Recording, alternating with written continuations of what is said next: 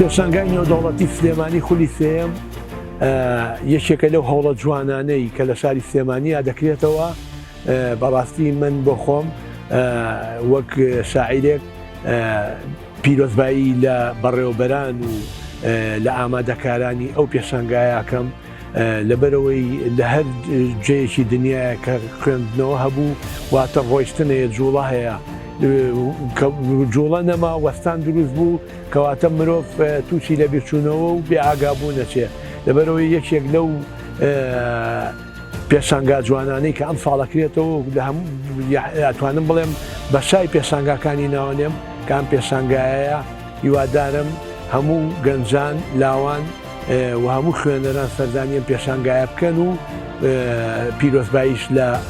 خۆمان و لە بەڕێوەبەران و لە سەردانکەران یەکەم.